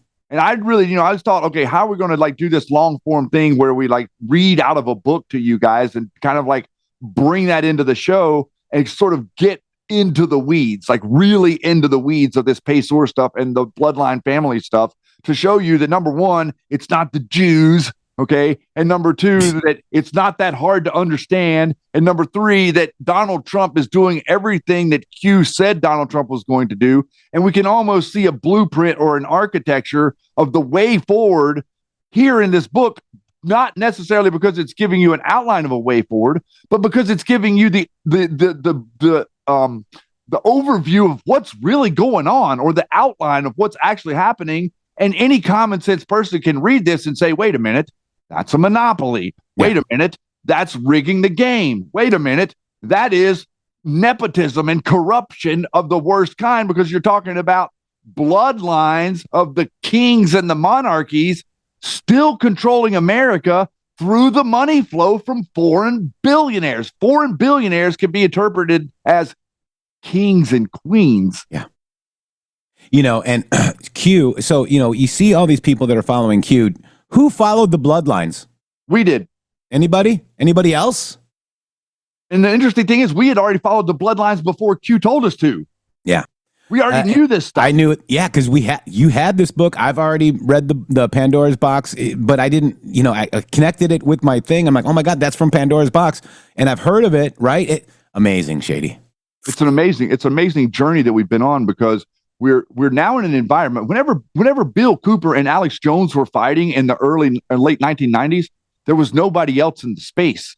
Yeah. Now look at the space. The space has expanded now to this unbelievable fever pitch where the conspiracy world is now heavily outweighing the mainstream world, which that is a good thing on one aspect, because people are free thinkers. But that does also generate the what do you call it? The Wild West, if you will, of the internet. West. For people to be, able to shove any bull crap narrative down your throat they can figure out to come up with and play. That's right. And real quick, this is Storm Rider 10 subscriptions. Thank you, Mickey. We just keep PSYOP busting. Amen. Mikey Mariano says you're both overpaid. $5 this week. Here's your refund. Hey, wait. How does that happen? We got overpaid. We had to give it. I've never been overpaid yet. The Mikey, truth thank you doesn't so overpay. Much. It doesn't overpay well. Really. Again, if you guys do $100 Rumble rant, you can get some of these kick butt speakers. The only hitch is that you've got to go. This is my favorite, Shady, right here. This one. You just called them speakers. Speakers? You just said speakers. Speakers. Well, I said you had a nice poll earlier. How about that? How come you didn't bust my chop? Jinkleheimer Schmidt busted my chops on that. How come you didn't? I've already got the clip. So this is you're going to get this huge sticker. You can put that on your refrigerator. You can put it on a huge stop sign. Well, we don't advise that anywhere legal. This is the one with the flag. It's awesome. This is, a couple of these, right? You can see what it would look like colorized and not colorized. And become unpsyoppable as well. And maybe a couple of other things, like maybe some wrist bracelets and a couple of other things. So $100 Rumble rant will get you those. The only thing you got to do is go ahead and send an email to connect@mg.show with your name and address to where I can mail it. Okay.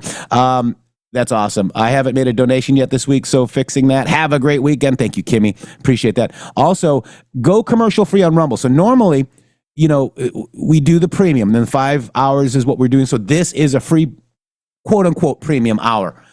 But go to rumble.com/MG show, click the big red button, and use the code SPOOKY for 15% off Rumble. Right now, today, it's a special for Halloween, and that will get you $15 off as opposed to $10 off by using that code studio or Rumble. Well, I don't remember what the other code is, but just use SPOOKY and get $15 off. Go to rumble.com/MG show, click the big red button on our page there, and sign up for Rumble Premium. You also get, free, no commercial, Shady.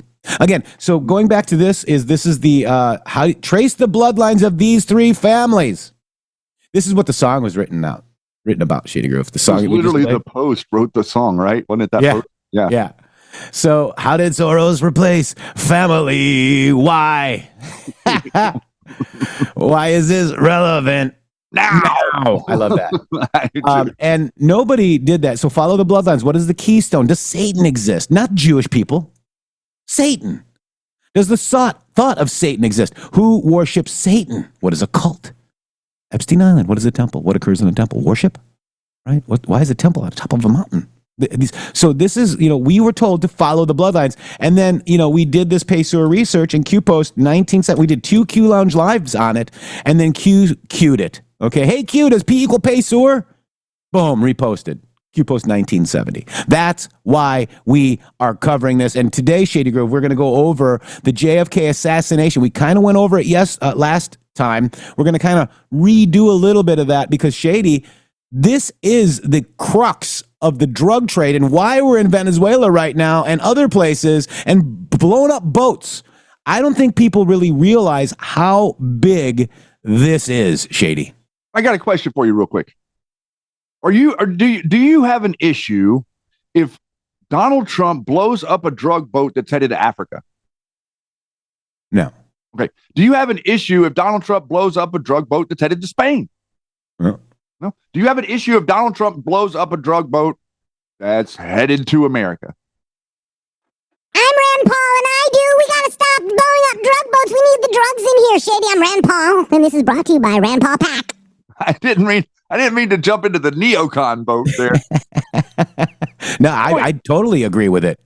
Because it can kill people. These drugs are, in fact, this is not just like, oh, maybe they'll kill. They are killing people, Shady. That's correct. And it doesn't really matter which people, right? There's 8 billion of us. It's like, I really think that Donald Trump might be doing everybody a service to stop this on the whole world. Okay. And I think that he might be doing that. I really honestly do. I think that he might be actually utilizing the tools that were given to the bad actors under the Patriot Act to take out these networks that have been built. And again, we're going to talk about networks. And whenever we talk about networks and we talk about the Flynn network and the Alex Jones network, you have to understand that those are military networks. Military networks have other procedures and other things that they have to do. Okay. So all of this stuff that you're seeing that has been built off of the back of the intelligence agencies, the military was utilized to enforce these drug lanes all around the world. And a lot of them come out of South America. Most of them were coming out of Colombia and Venezuela. Now you have cooperation between China, Russia, the communists in America, and Venezuela and Colombia, and all of these military embedded networks that are acting like, they're somehow pro-America. So what we think is happening is we think that Donald Trump is dismantling it. He's doing brain surgery, not the nuclear option. We're trying to save the patient. America is the patient. And obviously America is inundated with all of these people in high positions that are nefarious actors that have to be bled out over time. And I think that that's what part of how we do that is with eliminating the drug trade around the world, guys. I don't care. So if there's a boat full of drugs going to any country on the earth and Donald Trump blows it up, God bless him. Yeah. So, what does JFK and the assassination have to do with drug trade? And we're going to talk to you about that today. Again, if you reread these Q posts, okay, there's 24 JFK ones, Shady. Mm-hmm. But they never thought they were going to lose control of the presidency, not just the D's. And they thought they had control since making past mistakes. JFK, Reagan, and Soros is targeted, okay? Why was the JFK released? What do the JFK files infer, okay? Now they're talking about one shooter, but what is it? What do you think there's more of? Okay, there's CIA. It's all about the CIA. What was he going to do? How are JFK, Reagan, and Trump different from the rest? Why did JFK surround himself with family, much like POTUS, okay? The fix has always been in, no matter which party won the election, JFK killed, Reagan shot. And now we have Trump shot, Shady. Literally, they touched him with a bullet, Jeff. Yep. So this is in the Oval Office. This is from the Q team. Rest in peace, Mr. President, JFK. Through your wisdom and strength since your tragic death, patriots have planned, installed, and by the grace of God, activated the beam of light, We will forever remember your sacrifice. May you look down from above and continue to guide us as we ring the bell of freedom and destroy those who wish to sacrifice our children, our way of life, and our world. We, the people, prayer said every day in the Oval Office, JFK, secret societies. Where we go one, we go all. Now, think about that. How do you sacrifice children? Obviously, Planned Parenthood, we got that, but could it be drugs? It is drugs. Oh. It is drugs. Of course it has. And it has been since and it's a continuation of the Silk Road. And Bitcoin was a continuation of the Silk Road. And the dark net was a continuation of the Silk Road. And all of these networks that were built were a continuation of the Silk Road. And the Silk Road was an ancient, the ancient path between China and Europe, where everything that was, all the drugs in China moved to. Clown agency, no such agency, RIP JFK. We will succeed. Pyramid will collapse. Think shell. Okay. So I think, CNN airing, 3-second delay. Very interesting. POTUS and JFK Jr. had a relationship. That was the start. Where we go, when we go all. Push to divide is strong. Think pre versus post 2016 election. Why? Stay together, stay strong. We the people. Where we go, when we go all. JFK. Very interesting that this could be, kind of giving us an edge into why President Trump is like JFK and Reagan. And all three of those men were actually shot. I thought it was because of the gold, but maybe it's because of this, or maybe it's because of both. Maybe it's because of the gold, right? Reagan wanted to audit Fort Knox. Boom, got shot. JFK wanted to reinstate the gold standard, right? But let's look at more. Now, what we're going to go more into is the JFK assassination, according to Alex Christopher in Pandora's Box, The Ultimate Unseen Hand. So you just said something very important there. Reagan wanted to audit Fort Knox. So what state is Mitch McConnell from? What? Kentucky? Yeah. You're going to do the Rand Paul, Kentucky. Yeah. Thomas Massey. Sorry. Where's Thomas Massey? Where? Kentucky. Where's Rand Paul? Oh, Kentucky. Oh, they all three just happen to be from Kentucky that are the 3 points of absolute unbelievable contention to pull President Trump back, saying he can't blow up drug boats, saying that he can't audit the Fed, saying that he can't run tariffs. Rand Paul is right now trying to take his ability to dictate tariffs away from him. All of this power being hailed like a king from Kentucky. That's interesting. I forgot where Mitch was from, but he is from Kentucky, and so is Rand Paul, and is Massey too? Yes. Wow. And wow. And so we're going to show you. Wow. Shady. Isn't that crazy how it all connects to the drug trade and the Federal Reserve and the Fort Knox? Wow. All right, Shady. So why don't you start us off? We're going to just start from, I guess, the John F. Kennedy assassination piece. You want to go back to the top? We have to in order to, explain why it connects. Okay, I'll have to get up to that here. Hang on. It's page 425. I think I'm there. Okay. And so this is going to be a little bit of a review for some of you guys. Thank you for sharing your time with some of the people that aren't premium so that we can go back over some of this stuff with these guys to kind of get maybe more people that are interested in supporting us over here. Shady, and again, thank you, you premium people. We love you so much. Hopefully this will, get you guys to join premium who are not premium now, okay? Because when we did this last week, and, you guys in the chat, did you guys get an epiphany as to what we're really fighting? I did. I thought it was shocking how relevant. I was blown away, Shady. And then it was, why is this relevant? Now. All right. The JFK assassination. Let's go through it. I think we have to go back to the beginning in order to actually explain why we are going to war with the drug trade, guys. And it does have to do with JFK assassination. And here's how. Shady. Here we go. The John F. Kennedy assassination. The Kennedy assassination was a shock and amazement to everyone. I remember the shock that I felt on that day in 1963. I couldn't make any sense out of the event when openly Kennedy appeared to be a great president. I've always been curious about the cause of his death, and it wasn't until the last 5 years when I started putting the pieces together. Out of the research, it was found that Kennedy did double-cross the mafia and declared war on them because he knew who they were and that they were seizing world control with corruption. Now, Shady, we just had last week when we were reading this, Kash Patel just took down the Bonanno family, the Gambino family, and others. So we're talking about the mafia, and here we are reading about the mafia, okay? And we were talking about how they were able to utilize all this, set up the poker games and look from under the table and set up the shuffling machines that the company bought. They had complete control over the whole aspect of the game. In other words, the poker game acts as an analogy to what it is that they're doing to your government. Boom. He also knew who the CIA is and was less than disenchanted with their activities. He also found out about the government's secret deals at the public's risk with beings from other worlds that only want to control and to enslave the people of Earth. The aliens we refer to as the tyrants and are described in another chapter. Kennedy wanted the public informed of their presence here on Earth, and he gave the CIA 1 year to make their presence public, or promised them that he would. He wanted the people to be braced for the coming shock. He also well understood who and what the Federal Reserve was and how it was never going to let the country get out of debt because interest charges on the printed money and the United States uses as currency. Kennedy, in an effort to help the country, put his plans into action to give us back our knowledge and sovereignty. As he saw it, the Federal Reserve and the CIA,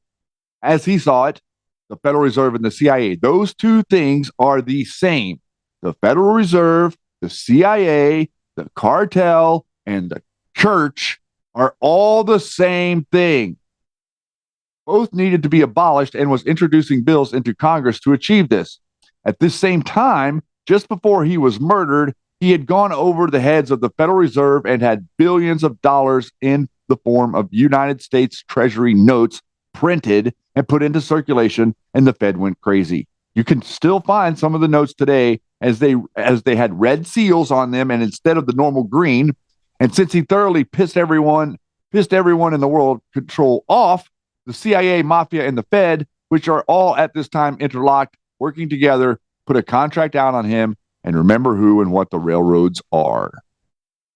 Some of the following information comes from the general outline of the Gemstone file on the J.F. Kennedy family and associates.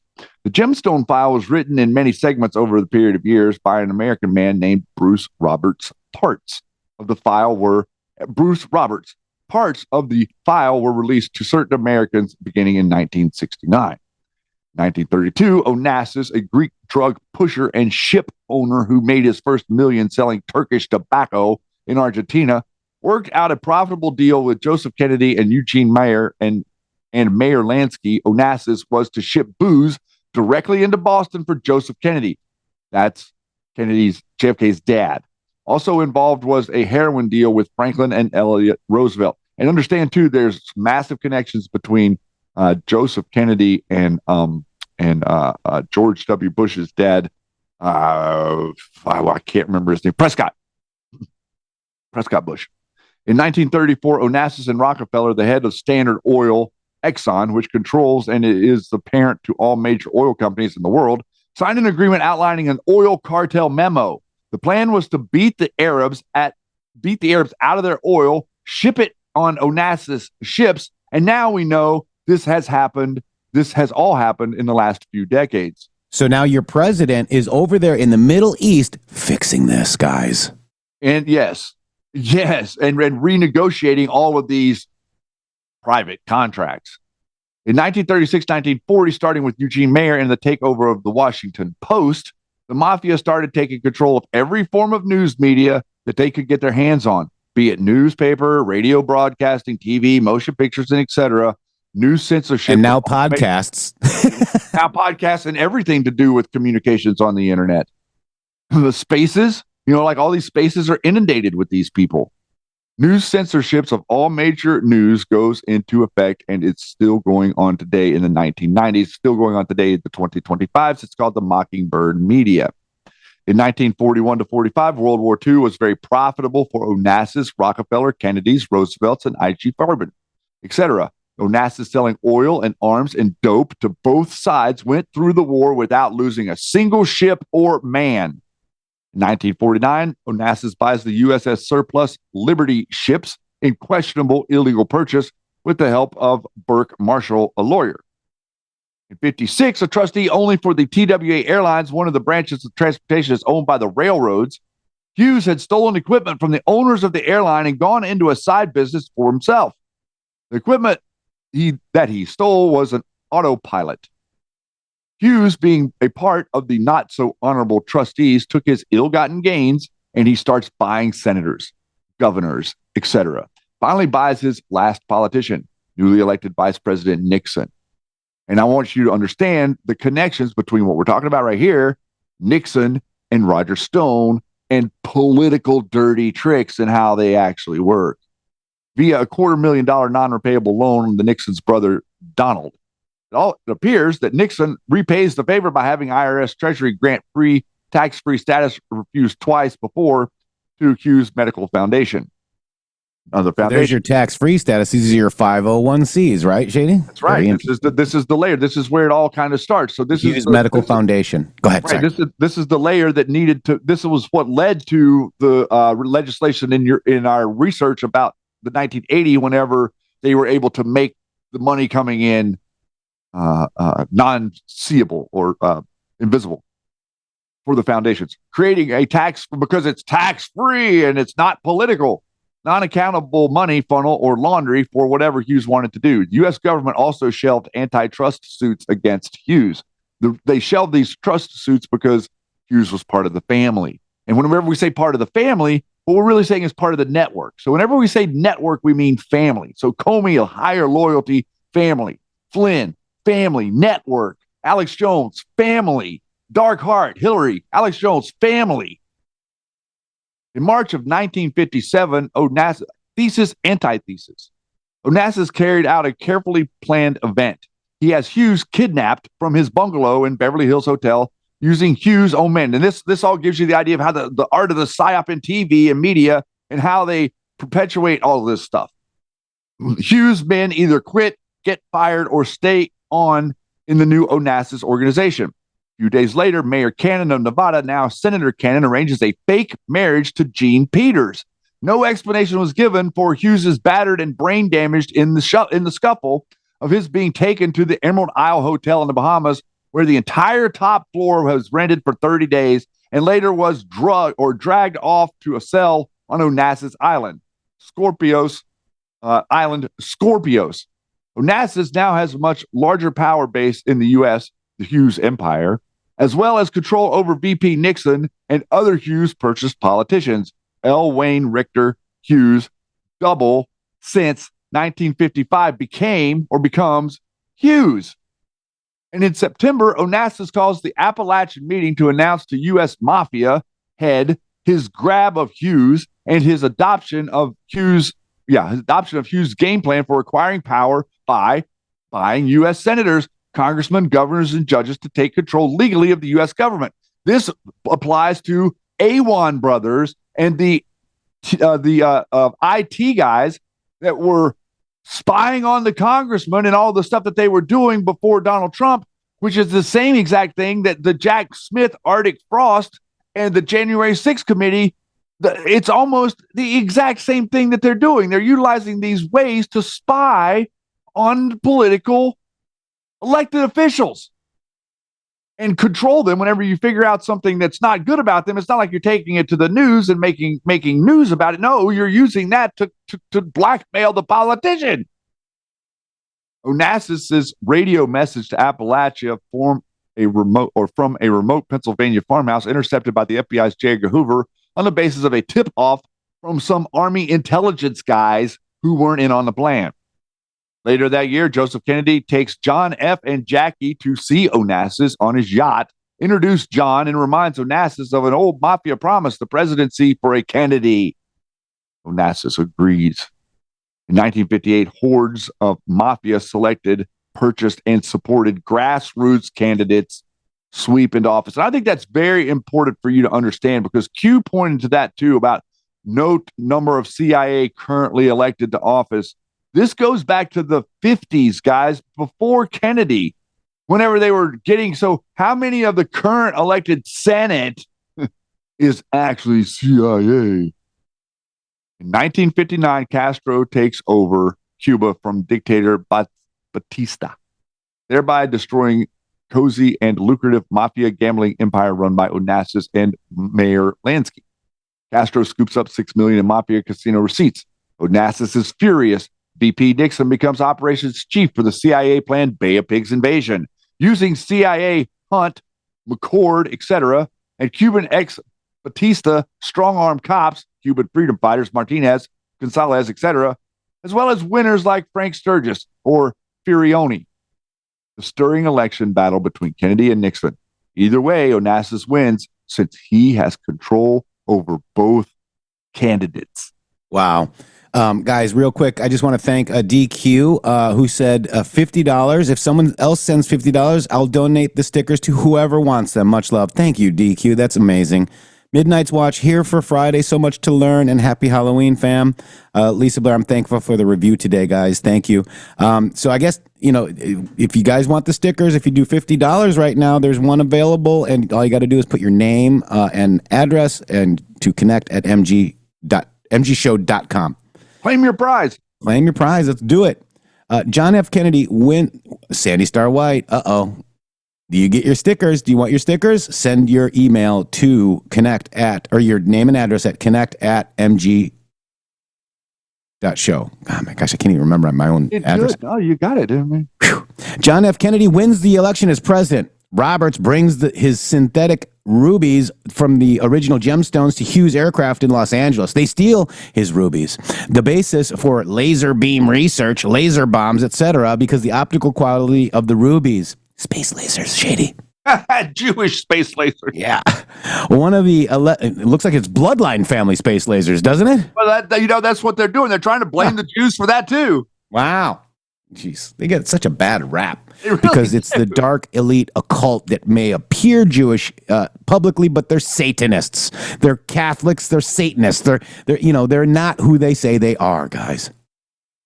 True story. In that, see where am I at? One of the 11 possible resources for one of the ingredients involved in the gemstone experiment was the Golden Triangle area. Roberts was married to the daughter of a former French consul in Indochina. In that area, Onassis's involvement in the Golden Triangle dope trade was no secret. Roberts' investigation revealed that Onassis Hughes connection kidnapped and switched gemstones, synthetic rubies, and sapphires with accomplished histories. Gemstone papers were sold or given away to consular offices in return for the information. A worldwide information network was gradually developed, a trade of the intelligence activities of many countries. This intelligence network is the source for much of the information in the gemstone file. And it's also a bedrock for things like America's future. Yeah. And this is how the drug trade started, guys. This is why we're blowing up boats, guys. This is why Donald Trump is going after the drug people, the people that bring drugs into our country. And this is why other people like General Flynn and company are so animated that there's something wrong with Cash Patel and Pam Bondi, because this is the last thing in the world. Let's just remember, where the loyalties lie. In January of 1961, Joseph Kennedy had a stroke, ending his control over John and Bobby. The boys decided to rebel against Onassis's control. Why? You see, he's going out. So John and Bobby are going against their bloodline. Do you see this? And they've broken their promise. The family promise. So the family has a promise to the family. The family of the Kennedys has a promise to the family. That's the reason that you're seeing all of RFK Kennedy's family lose their mind over Trump and the TDS and all this stuff. And their brother joining Trump. Because Donald Trump is messing up their operations that no one else can see. Yep. Because they're so worried about stupid shit. They're worried about losing the drug trade. Mm-hmm. The boys, Johnny and Bobby Kennedy, decide to rebel against Onassis's control. Why? Inter-mafia struggle? Perhaps a dim hope of restoring this country to its mythical integrity? They began committing mafia no-nos. Arrested Wally Bird, controller of Air Thailand, who had been shipping Onassis's heroin out of the Golden Triangle, Laos, Cambodia, and Vietnam. under contract with the CIA, Air Opium, and arrested Teamsters Mafia Jimmy Hoffa and put him in jail, and declared the $73 million in forged Hughes land liens deposited with San Francisco Bank of America, Kamala Harris's area, right? I mean, wow. As security for the TWA judgment against Hughes to be what they are, forgeries. And so it's important to note what you just read right there. It's very, very important to note the timeline. You were talking 1961. You understand, when did Vietnam happen? Why did Vietnam happen? Think to yourself, why did Vietnam happen? The old thing with the Gulf of Tonkin incident, that was Jim Morrison's father that was the admiral of that ship. There was no incident that happened. It was all made up. The reason that happened was because Kennedy had screwed up the drug trade in Laos, Cambodia, and Vietnam. And so they had to reestablish this network, and they couldn't reestablish this network without a war. That's right. That's why it was a police action, guys. It was a police action in Vietnam because the police action was there to control the drug trade, exactly like the police action was in Iraq after George W. Bush blew the place up in the early 90s. Then you needed to come in after 9/11 and control the opium and the heroin coming out of Afghanistan. That's what's going on. And all this other stuff is complete nonsense. In April of 1961, the CIA Bay of Pigs fiasco happened. Hunt, McCord, CIA, Batista's, Cubans, and Mafia angry about JFK's lack of enthusiasm. Mafia Onassis had his right-hand man, Hughes, top aide, former FBI and CIA Robert Mayhew, nicknamed IBM for the Iron Bob Mayhew. Real quick, BW966, $200. I'm only going to ask for one small sticker. Sending some extra postage for the other $50 can go towards someone else's donation. Wow, a $200 Rumble Rant. We appreciate you. Oh, my God. Send your name and address to connect@mg.show. mg.show, right? You're doing great. Wow, thank you for that. That's amazing. Whew. Okay, so nickname IBM, Iron Bob Mayhew, hire and train a mafia assassination team to get Castro. The team of dozen or so includes John Roselli and Jimmy the Weasel Prattiano. Now, this is interesting, too, because if Jimmy the Weasel Prattiano, I'm going to hold that thought, but expert mafia hitmen assisted by CIA, Hunt, and McCord and others. This was reported recently by Jack Anderson, who gets a lot of his, quote, tips from his friend, Frank Sturgis. Also on the Castro assassination team, the team tries 5 times to kill Castro with everything from a long-range rifle to apple pie with sodium morphate in it. Castro survives. I remember this, Shady, when I was a kid. Castro was very ill. I remember this. I don't remember this, but looking back, like thinking about like what they're doing, it makes me think like they were doing these things to smear Kennedy. So in other words, they were actually trying to like kill. They weren't really trying to kill Castro. What they were trying to do was make it look like Kennedy's CIA were trying to kill Castro to undermine John Kennedy's position as the president. Right. Country Patriot, $5. 8 years of truth. Thanks, guys. Thank you. Wow. 8 years. I can't believe that. Whew. All right. So in 1963, members of the Castro assassination team arrested at Lake Pontchartrain in Louisiana by Bobby Kennedy's Justice Boys. Angered, Onassis tries to kill Castro.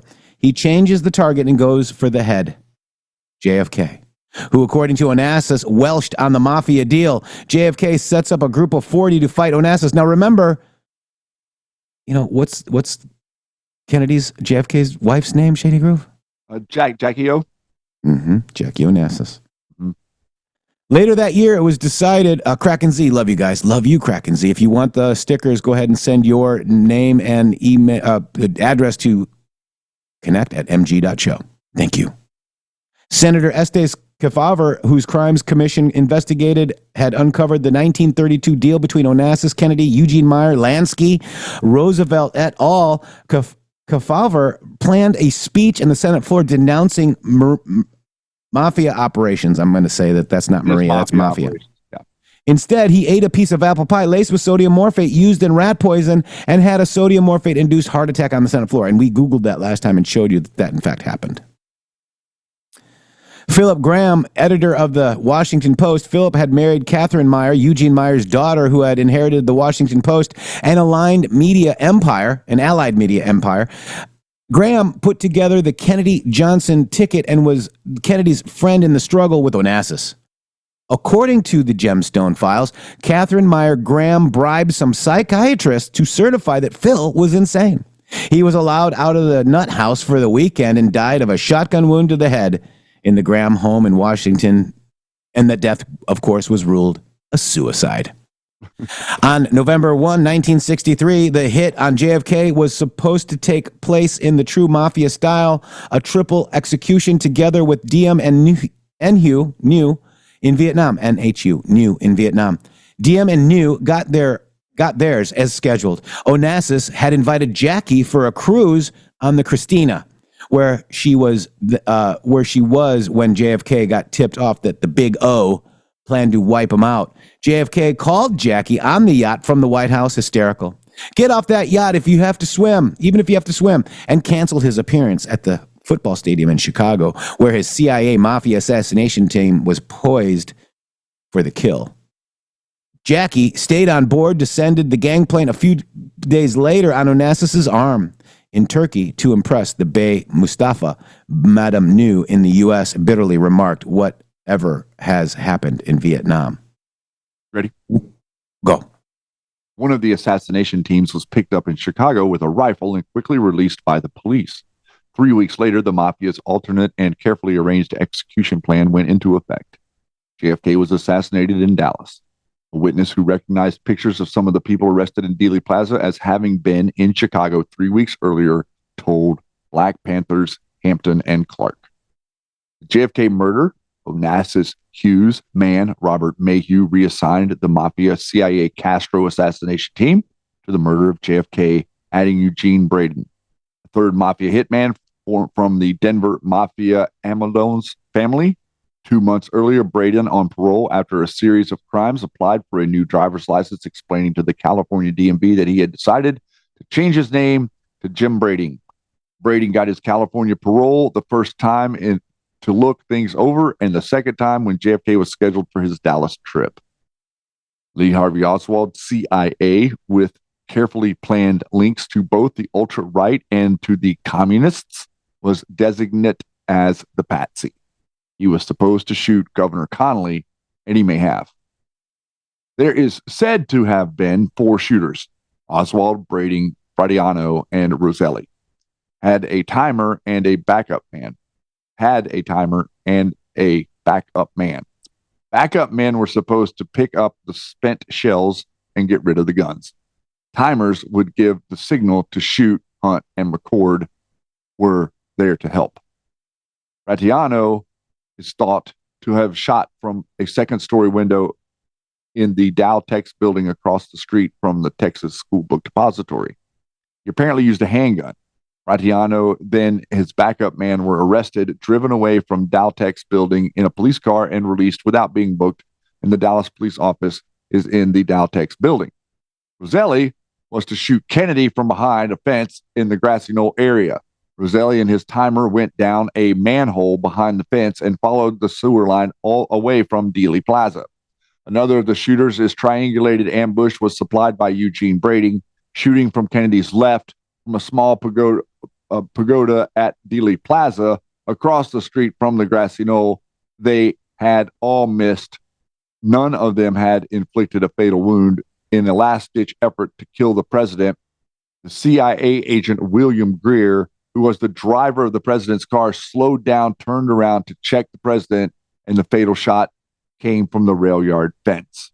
Now, we believe, and we said this last week, we think that William Greer, who was actually U.S. Secret Service, is who took the shot as the driver because of the other rounds having missed previously. Yeah, and I can grab that real quick if you want me to, Shady. I mean, it's up to you if you'd like to. I'll read this next paragraph, and if you get to it, let me know. You got it. The one thing that happened on that November 22, 1963, was that 2 people who did not know one another were operating 8mm motion picture cameras with color movie film as the presidential motorcade moved through Dealey Plaza near downtown Dallas. Both of the amateur camera Operators gave their film to men identifying themselves as FBI agents. Abraham Zapruder was the name of one of the operators. The other cameraman's name is not known because he was murdered the day after giving his film to an FBI agent. Abraham Zapruder was not murdered because he went directly to the television studios of ABC network affiliate WFAA TV Channel 8 and stated on a live broadcast that he had, in fact, just filmed the assassination with 8mm and that he turned the film over to a man identifying himself as an FBI agent. Had Abraham not made his statement on the television broadcast the day of the shooting, he would have been killed within 24 hours after leaving Dealey Plaza, and the world would have never seen the crucial evidence that indicates William Greer killing John Kennedy. Wow. So Greer did do it, they say, right? Mm-hmm. Okay. So this is William Cooper. And do we have a Secret Service motive? On 6/20/2024, just 23 days before the assassination attempt, Trump suggests that the U.S. Secret Service was behind the push to stop him from releasing the JFK assassination files. Okay, let me go ahead and just play this, Shady Groove. President Kennedy's decision, of course, struck fear into these people. His assassination was ordered by the Policy Committee, and the order was carried out by agents of MJ-12 in Dallas. President John F. Kennedy was murdered by the Secret Service agent who drove his car in the motorcade, and the act is plainly visible in the film. It was stated in the documents that I saw. The assassin's name is William Greer. Watch the driver and not Kennedy when you view the film, when you can find a film that even shows it. All of the witnesses who were close enough to the car to see William Greer shoot Kennedy were themselves all murdered within 2 years of the event. That's fact. The Warren Commission was a farce, and Council on Foreign Relations members made up the majority of its panel. They succeeded in snowing the American people, and they hid the truth. 2016 election, you said the first thing, or one of the things you wanted to do, was release the JFK file. And then you said later, I saw it and I wasn't really ready to do it. And then I saw a clip where you changed your mind and you said, I think we're ready to see this file. And I'm just curious. What's in it? What? No, tell us right now. What happened? I actually did do it. I released a lot, as you know. But when it came to the whole thing, I was hit by some people that worked for me that are great people that you would respect. And they asked me not to do it. And I'm saying, why? Tell me why. And they said, sir, I think it needs a little more time. And I released a lot, but I said, if they feel so strongly, I respect the people and would have done that again.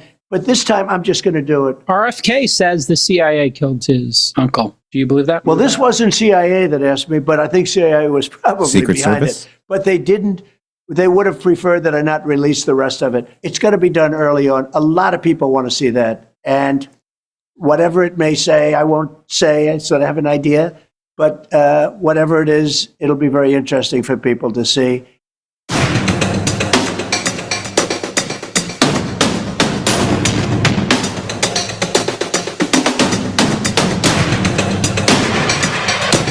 One, two, three, four. Bust it.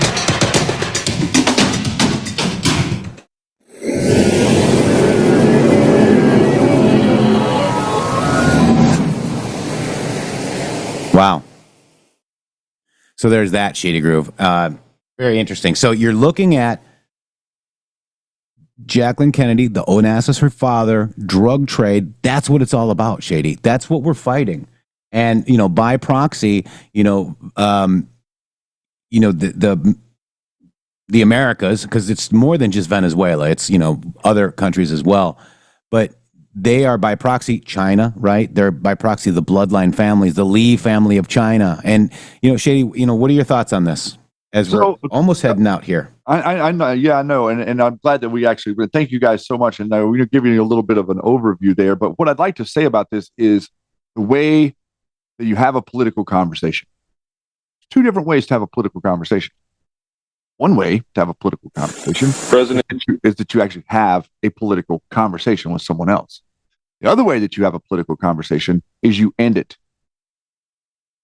Okay? You understand that? By taking out John Kennedy, you end it. End the political conversation. That's the way you have a different political conversation. one that John Kennedy is not in charge of. You see this? Same thing happened with Ronald Reagan. Ronald Reagan took a bullet, and then he shut up. Different thing happened with Donald Trump. Donald Trump took a bullet, and he got stronger. Why? Because he's a self-made man. That's why. And because he's avenging the death of John Kennedy. And why is he doing such a noble thing? Why is he avenging the death of John Kennedy? Because the death of John Kennedy created a fake political conversation in America. It upended what Kennedy was doing to the benefit of you. In other words, John Kennedy was trying to do something magnificent that would benefit the American people and eliminate the Federal Reserve system that controlled you. That's what he was trying to do, and upend this mafia connection that was controlling all the governments and connected it to the secret societies and even connected it to the church in front of everybody, in front of God and everybody, for everyone to see and understand. And the guy was lauded. He was heroized in the media, like he was by the people, not in the media, by the people. He was a hero to us, much like Donald Trump is. So effectively, the globalists were able to change our political conversation by eliminating John FK. What Donald Trump is doing is he's trying to bring us back to that moment where Kennedy was killed, and it derailed our political conversation, and common sense took the exit ramp. Now we're trying to on-ramp common sense back into the political mainstream, back into your bloodstream. Say, man, give me a little bit of common sense here. I'm dying for some common freaking sense in any of the stuff that I see happening. And why does the most corrupt person always get rewarded? And why does inept, incompetent people get promoted? That's inverted. Q said, up is down, left is right, think mirror. We are turning it back around, guys. And I think that that characterizes it perfectly, why we needed Q, why we needed you, and why we needed America to plug back into the political conversation, because we needed to get back on track to the right political conversation. That's right. And, understanding history, and all of this history has been covered up. Why? So it can repeat itself. By understanding history, this crap will not repeat itself. It's very simple. Exactly. It's so easy. And everyone understood this 50, 60 years ago because people had intelligence. Wow. Now the agency is the only thing with intelligence. Now we need to, and we've taken that over too, right? Like with real, actual people that are Trump loyalists, if you want to say, for lack of a better term. MAGA. Mm-hmm. Because there is nothing else. All these people are trying to act like, there's some sort of polarity within the conservative movement that's like alternative to MAGA. There isn't. There is MAGA, and then there's fake conservatives that are Democrats, and then there are neocons. That's it. There's no alternative to that. You are either MAGA, like there is literally nothing else. There's no other political party or movement that is America centric other than MAGA, and there hasn't been in any of your lifetime. You've never seen the Republicans were neocons, the Democrats were progressives. None of the neocons nor progressive advocate for the American people. When I first started the Q Lounge Live, my idea was to be a lobbyist for things that actually were pro-America. How America doesn't have a lobbyist. There's not a person, there's not anybody in Washington, D.C. lobbying the senators and the congressmen on the behalf of America, because you think that you elected them to represent you, and they're already doing that. They aren't. They're being puppeted by foreign interests. And I think that we are articulating that aspect, and we are showing you clearly. And that's our show. I got to go. I got people at the door, man. Holy moly. I love you guys. Shady, thank you so much. I'd hate it. We love you. Happy Halloween, I guess. But we love you guys. Thank you. Rock on. We'll see you, buddy. Rock on. Love you. Oh, my God. People at the door. Sorry about that. It's okay. Thank you, Yeti. Thank you, Shady. We love you all.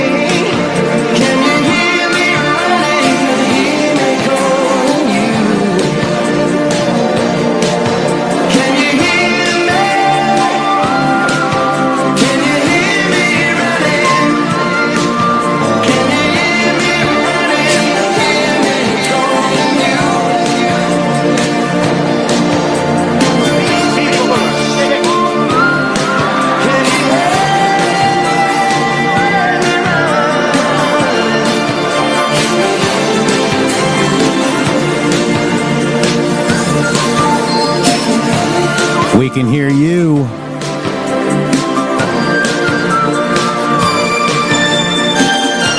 Enjoy the show. www.mg.show. Boom.